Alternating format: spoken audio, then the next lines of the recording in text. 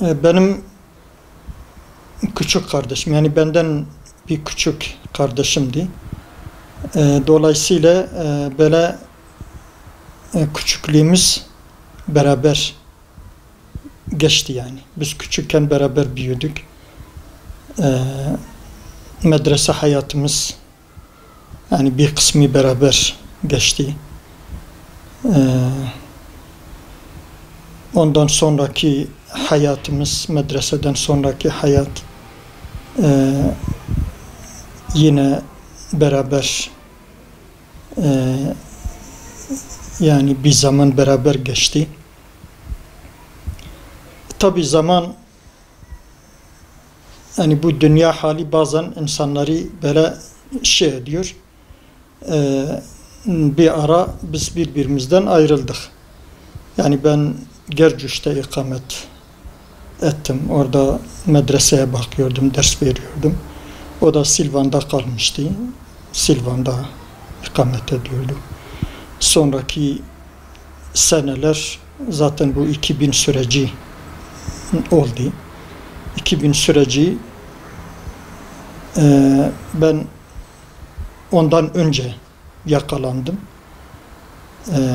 Ben Antep'ten yakalandım. Orada 8 gün gözaltı işkence dönemi geçtikten sonra cezaevine götürüldük. Orada bir hafta cezaevinde kaldık. Gelip bizi cezaevinden aldılar. Hastahane bahanesiyle bizi hastahaneye götürdüler. Orada ondan sonra koğuşa götürmeden Diyarbakır'a getirdiler. Beni ve bir arkadaşı. Ondan sonra orada cezaevinde 38 gün Allahu alem kaldım. İşte o dönem içinde o da yakalandı. Onu da Diyarbakır'a getirdiler ve Diyarbakır sorgu altında oradaki bir polis, yani iyi kötü polis rolü miydi, daha neydi, yani o polis kendini böyle insancıl gösteriyordu, böyle yardımcı olmaya çalışıyordu, bize iyi davranıyordu. İşte bizi orada bir araya getirdi ve orada bir 10-15 dakika biz orada mesela beraber kaldık. Orada bir ara bizi tek bıraktı. İşte kardeşim orada böyle bir şey söyledi. Dedi yani zorla, işkenceyle, yani bizden yapmadığımız bir şeyleri alamayınca şimdi böyle şeytanlıkla, güzellikle yani geliyorlar. Orada tabii 70 gün müydü öyle gibi bir şey. Tabii sonra bizi götürdüler yine Antep'a. O orada kalmıştı. Yani gözaltında epey kaldı. Yani kısacası böyle kardeşim böyle bizim şeyimiz bu şekilde beraber epey mesela şey oldu. Şimdi küçüklüğü gerçekten çok sevecen. Çok böyle tatlı, çok böyle halim selim bir çocuktu yani. Herkes onu gören kişi herkes onu çok severdi. Çok da böyle yakışıklıydı. Sevecendi, şakacıydı. Sonra böyle biraz yavaş yavaş yani büyüdükçe bu böyle güzelliği, bu şakacı böyle yapısı, bu böyle şey daha da kendini belirgin şey yaptı. Evde olduğu zaman ev daima şendi. Yani çok böyle güzel esprileri vardı. Yani herkese göre mesela ailenin içindeki esprileri tabii farklı, arkadaşları, çevresindeki arasındaki esprileri farklıydı. Yani öyle onun bir şeyi vardı. Olduğu yerde şenlik vardı yani. Böyle güven vardı, huzur vardı. Yani monoton bir şeyi yoktu. Tabii işe de geldiği zaman işinde de daima ciddiydi. Medrese hayatı yine aynen öyle. Medrese hayatında böyle derslerine olsun, arkadaşları mesela arasındaki böyle durumu olsun. Yani böyle hep öndeydi yani. Hep böyle insanlar onun etrafına böyle şey olabiliyordu. Yani böyle durabiliyordu. sarabiliyordu onun etrafında insanlar. Kimse ondan rahatsız olmazdı. Dersleri çok iyiydi. Yani kısacası neyi yapsaydı iyi yapardı. Yani çocukluğumuzda da yani böyleydi. Yani böyle cesurdu çok. Kimseden çekinmezdi. Hatta böyle küçükken 10 yaşlarındayken ben yani 10 yaşındaydım. 10-11 belki. O da 2 sene falan aramızda yaş farkı vardır. Hani hatırlıyorum bir ara böyle bizim mahallenin köydeki etrafımızdaki yani mahallenin bütün çocukları daha nasıl olduysa şimdi hatırlamıyorum ama böyle bize karşı şey oldular.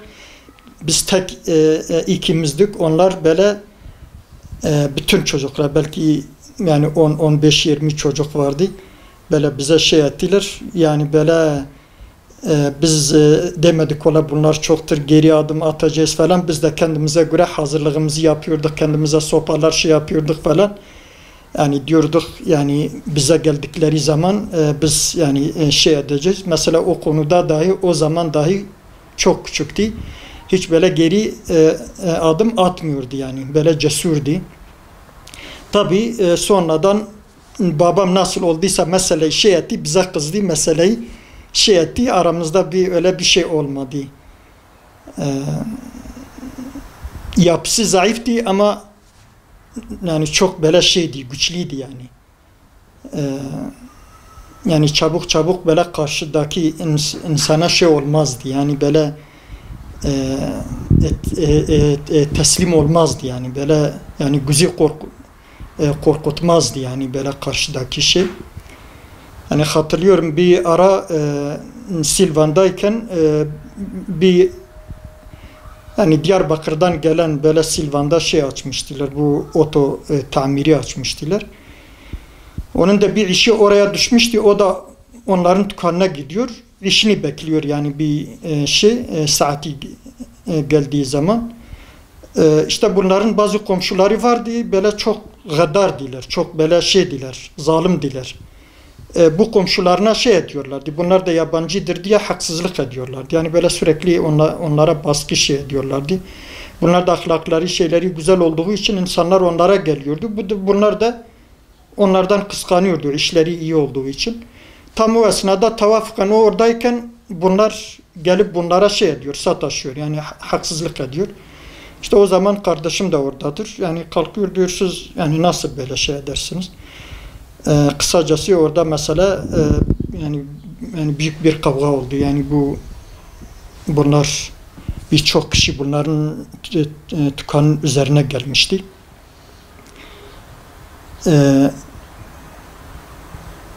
Yani o kavgada yani böyle kan revan içinde kalmıştı. Tabi insan diyor belki hepsi bu onun kanıdır. Maalesef yani bunlar onun kanı değil yani diğerlerinin kanıydı.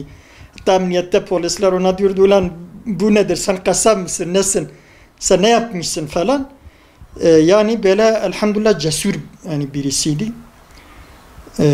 Yani sonradan mesela bu davayla şey olduğu zaman da davada da yani işi çok ciddiydi. Ve hiç kimseden de korkmazdı. Ve işlerini de çok güzel yapardı.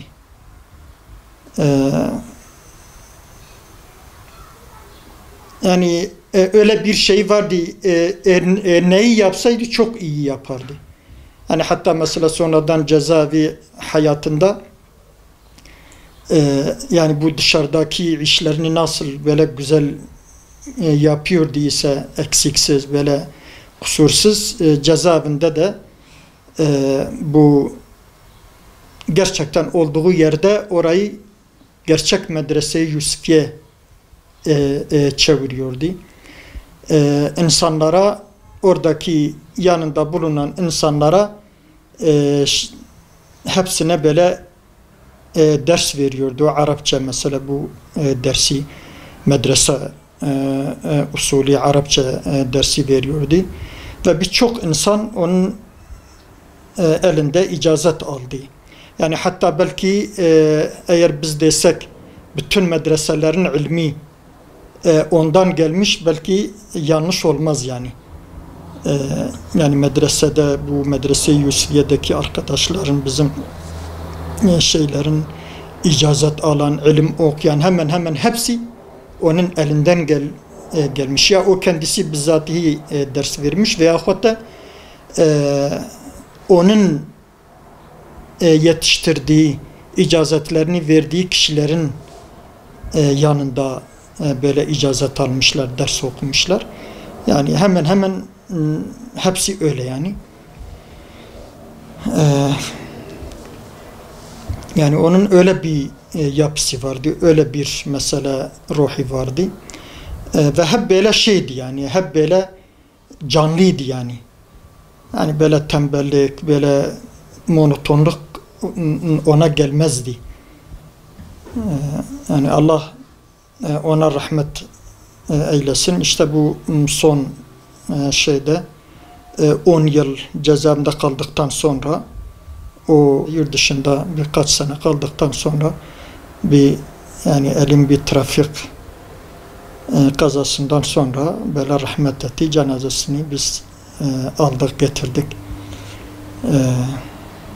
Elhamdülillah yani böyle güzel bir şekilde Batman'da biz onu defnettik. Allah ona rahmet eylesin. Bizi de onun sevabından mahrum etmesin.